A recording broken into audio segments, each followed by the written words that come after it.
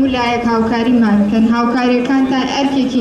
دیارە وەکو ئاگادارین کە لە چەند ڕۆژی ڕابردوودا بوومە لەرزەیەک ڕۆژ ئاوە باکووری نیشتمانی هەژان بۆ هۆیەوە کوردان لە ئەو دوو پارچەیەی کوردستان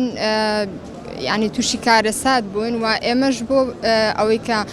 پشتیوانیەکانمان دووپات بکەینەوە هەڵساوین بە ڕاگەیاندنی کەمپین لەسەر جەمشار و شارۆچکەکانی هەرێمی کوردستان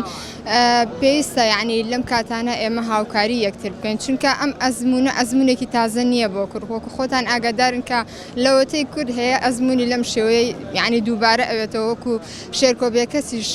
لە هۆنراوەیەکە ئاماژە پێدا کە لەوەتەی کۆچ هەیە کۆچ ئەەکەم وچی یعنی ئەم ئەزمونێکی تازە نییە و هیوادارم سەرجەم پارچەکانی هەرێمی کوردستان هاوکار و پشتیوانی یەک بن و ڕاگەاندنی ئەم کەمپینانش لە سەرجەم پارچەکانی کوردستان یعنی دووپاتکردنەوەی یەکڕیزی و هاودەنگبوونی پارچەکانی ترە هیوادارین بتوانین ئەگەر سوودێکی کەمیش بە هاونیشتمانانیان بگەێنین لە دوو پارچەکەی دیکەی کوردستان کو داواکاری ئێمە ئێستا لە کەمپینەکەشە ڕامانگەیان ئەوەی کە ئێمە لێرا کۆی ئەکەینەوە زیاتر پارەیە واتە پێویستمان بە پارەیە چونکە هەم گەیاندنی ئاسانە هەمیش لەو پارچەی کوردستان ڕەنگە پێویستکە یعنی زیاتر پارە بنێرێ بۆ ئەوان و داواکارین لە سەرجەم هاوڵاتیانی سەرجەم شارەکانی کوردستان چونکە ئێمە لەقمان لە هەموو شارەکانی تر هەیە داواکارین بەدەم کەمپینەکەمانەوە بن بەدەم داواکارەکەمانەوە بن و هاوکاری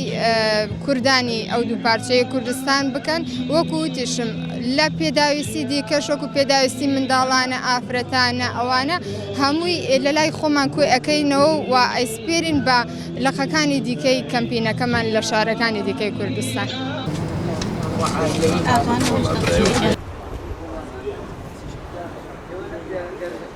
بەڵێ ئێمە وەکو ڕێکخراوە ئەنجیۆکانی سنووری ئیدارەی گەرمیان کۆبووینەوە و بڕیارماندا کەمپینی ڕابگەێنین بۆ براو خوشکەکانمان لە باکوور و ڕۆژاوای کوردستان و ئەم کەمپینە لە ڕۆژی چوارشەمە بەردەوامە بێەوە تا هەشتی مانگ تاوەکو یانزەی مانگ ڕۆژی شەمە بەردەوامە برێ و کاتەکەی لە هەشتی بەیانیەوە تاوەکو هەشتی ئێوارە ئابێ